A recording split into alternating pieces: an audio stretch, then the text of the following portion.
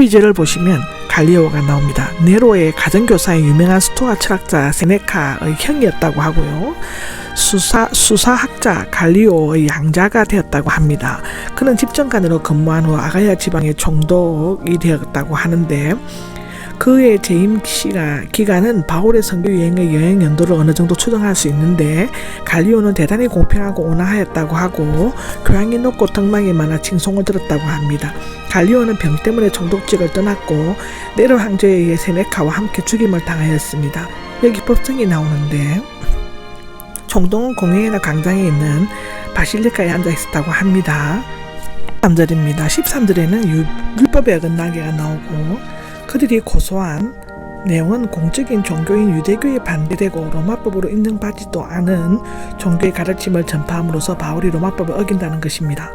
시제는 유대인들이 자신의 율법에 의해 예배하는 것을 허락한 적이 있으며 로마는 각 개인의 신앙에 대해서는 매우 간대하게 허용하였다고 합니다. 유대인들이 총독에게 고소한 내용은 아무리 법적 근거도 없는 것이었습니다. 14절은 바울이 입을 열려고 하자가 나오죠. 아마도 바울에게 말할 기회를 주어졌다면 복음의 내용을 실제로 조상들이 믿었던 것이며 따라서 로마법으로 인정되는 것이라고 주장했을 것입니다. 이미 갈리오는 바울의 말을 듣지 않아도 그 내용을 다 파악하고 있었던 것으로 보여집니다. 여기 잘못된 일이 나오는데 불법이나 잘못 행한 것의 뜻이죠. 여기에서는 아가야 지방에서 법을 어기고 남에게 손해를 끼친 민사사건을 의미하는데 악한 범죄는 범죄행위 악행을 의미하며 때로 쉽게 교활한 악행을 저지르는 형사사건을 나타낸다고 하는데 고발을 들어주는 것이 마땅하온데 마땅하오는 내가 당연히 너희를 참아주어야 한다의 뜻입니다. 만약 유대인들이 고소한 것이 법정에서 판결해야만 할 민사, 형사상의 문제라면 갈리오는 법적인 권한을 가지고 공정한 판결을 내려주겠다는 것입니다. 명석하고 공평한 재판관의 태도이죠. 15절입니다. 말이나 명칭 율법인데 말은 교훈, 교리, 언어를 의미한다고 하고 다른 사람을 해치는 행위가 되지 않는다고 합니다. 명칭은 예수 그리스도 즉 메시아를 불러야 하느냐 등의 문제인데 갈리오는 유대인들이 말한 명칭에 대해 예민하게 따진다는 것은 잘 알고 있는 것입니다. 여러분의 율법인데 여러분에게 따지는 법이라는 의미입니다. 유대인들의 율법은 그들만의 종교법이며 로마의 안녕과 질서 유지에 큰 영향을 미치지는 못하는 것입니다.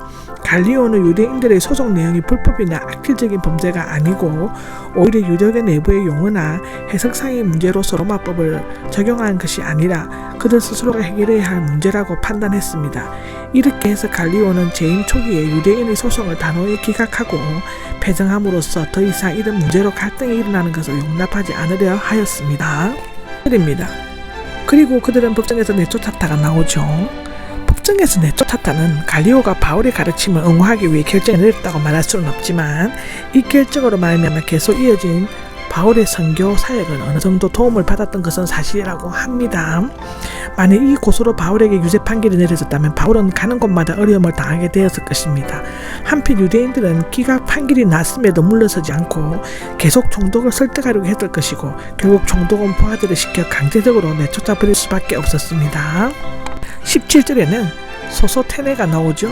그리스보가 회심하여 바울 쪽으로 가자 그의 뒤를 이어 해당장이 되었습니다.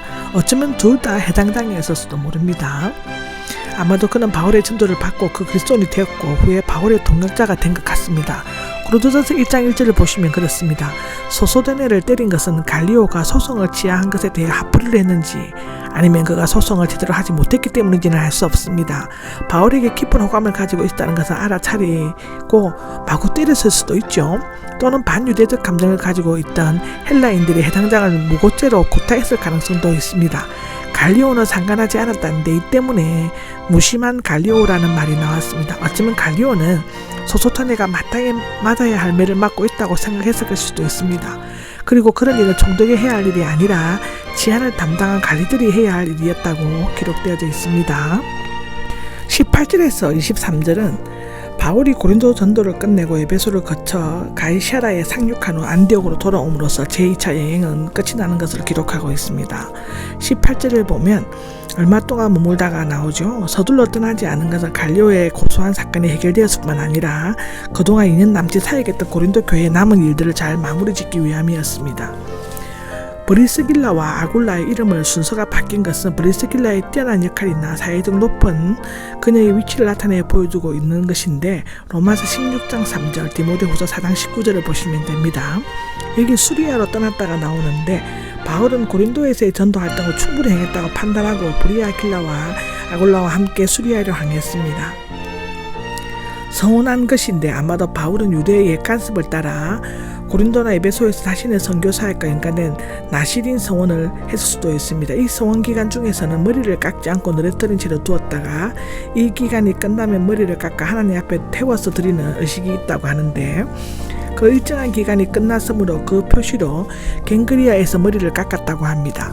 문법적으로는 이 서원이 아굴라와 관계가 있는 것 같지만 활동을 강조한 것으로 볼 때 바울과 관계 있는 것으로 보여지는 것이 낫다고 하고, 갱그리아가 고린도 동쪽 11km 지점에 있는 항구로 지중해 연안에 여러 도시를 잇는 교통의 요충지였다고 하는데, 여기에는 바울이 고린도에서 전도하여 거둔 열매 여집사 베베가 섬기는 교회가 있었다고 기록하고 있습니다. 19절에 보면 에베소가 토론을 하였다가 나옵니다. 바울의 일행은 갱그리아에서 떠나서 에게해 해로를 약 500km 항해하여 에베소에 도착하였다고 하는데, 여기 에베소는 소아시아의 주요한 상업도시로서 고대 7대 불가사의 중에 하나인 아데미의 여신을 섬기는 신전이 있었다고 합니다. 알렉산더 대왕이 승리함으로써 에베소는 헬라의 지배하에 들어갔고 그 후 로마에 속하여 아시아 주요 수도가 되었다고 합니다. 당시 인구는 20만 정도였고 유대인이 많이 살았다고 하고 해당도 있었다고 합니다. 그 유명한 에베소 교회가 세워졌다고 요한계시록 1장 11절에 또 2장 1절에서 7절에 말하고 있죠. 두 사람을 거기에 남겨두고가 나오는데, 브리스길라와 아굴라는 에베소에 머물게 했는데 그 기간은 4-5년 정도로 추적되어진다고 합니다. 그들은 이곳에서 믿음의 형제들을 대접하고 바울 서신을 통해 고린도의 친구들에게 안부를 전하였습니다. 두 사람은 바울을 위해서 생명도 아끼지 않았다고 로마서 16장 4절에는 말하고 있죠. 글라우디오가 죽은 후, 즉 AD 54년에서 56년 사이로 로마로 돌아갔다고 합니다. 혼자 해당에서 토론하였다가 나오는데, 바울은 언제나 먼저 해당을 찾아 전도했다고 하고 안식일이 아니어도 기도하기 위해 찾아오는 유대인들이 있었다고 기록하고 있습니다. 20절에는 좀 더 머물게 해달라고 하는데, 에베소에서는 유대인들이 강력한 반대가 없었고 환영을 받았던 것 같습니다.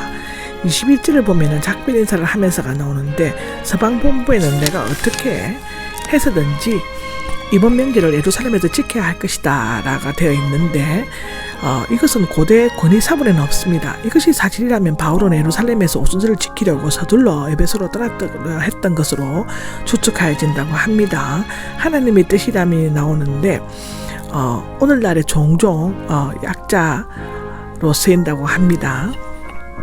22절을 보면 가이시아로 내려갔다가 나옵니다. 바울은 배를 타고 1000km 동쪽으로 항해하여 가이사라에 도착하였다고 하고, 여기 올라가는 항구 쪽으로 항해하여 갔는지 아니면 해발 762m에 있는 예루살렘으로 갔는지는 명백하지 않다고 합니다. 올라간다는 것은 언제나 예루살렘으로 가는 것을 나타낼 뿐만 아니라 바울이 안디옥으로 직접 가지 않고 가이사라로 온 것은 예루살렘 교회를 방문하기 위함이었던 것입니다. 그는 교회에 인사하고 전도 보고를 한 후 안디옥으로 내려갔을 것인데, 이렇게 해서 약 3년에 걸친 제2차 선교 여행이 일단 끝이 납니다. 23절에는 안디옥이 나오죠.